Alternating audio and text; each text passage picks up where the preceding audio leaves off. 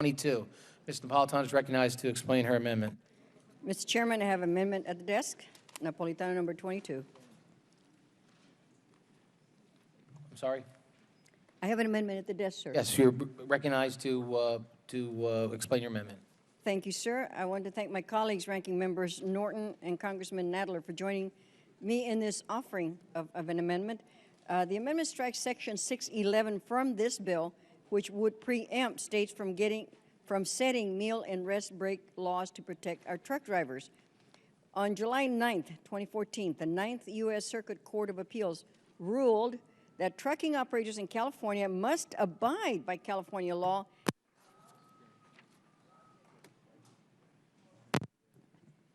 and allow for a 30-minute meal break after 5 hours of work and a 10-minute rest break after 4 hours of work. This meal and rest break standard is very reasonable when you consider that truck drivers can be subject to 14 hours of on-duty time. Section 611 goes further than just overturning the federal court's decision protecting California truck drivers. It would also preempt laws in 21 states and territories that guarantee meals and rest breaks.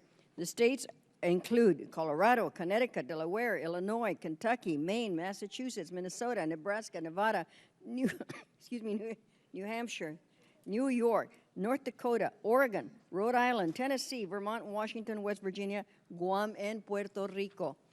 States should be allowed to set meal and rest break standards as they see fit for the health and safety of their own workers. This section has no place in the aviation bill, as this provision addresses motor carrier labor standards, which we had already debated in the FAST Act. The FAST Act Conference Committee wisely agreed that we should not interfere with state laws, and this provision was not included in the final FAST Act. Mr. Chairman, I ask unanimous consent to insert into the record letters opposing preemption of state meal and rest break laws for truck drivers from not only the owner-operated independent truck drivers, the state of California, Teamsters, and some other areas that have come to my attention. I urge my colleagues to support our amendment, and I yield back. Without objection, those letters can be put into the record. As the gentlelady yields back, any other member wishes to speak? Yes, Mr. Chairman. Mr. DeFazio is recognized. Mr. Chairman, as you know, this was rejected during the surface transportation bill consideration, did not get into the final legislation for good reason. It does preempt 21 states' regulations, wage and hour laws for intra-state trucking, some of these laws date from the 30s. We're going to preempt those 21 states. By making it retroactive, we are going to save Walmart $100 million. Good on you.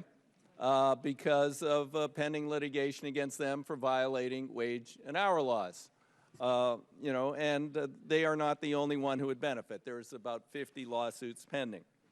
There's an issue I've raised for years. It's called detention time. It's also called by economists an external diseconomy. You are an independent truck driver. You got a load. You're going to my warehouse facility. Sorry, I don't want to put on another crew. That costs me money. You can sit in your truck for 5 hours before you can offload your load. Oh, you're going to be over the hours of service requirement and you got no place to park or rest? Sorry, you got to stay in line and you're going to wait 5 hours. We used to have rules that helped prevent that. It was called detention pay. Those rules are gone.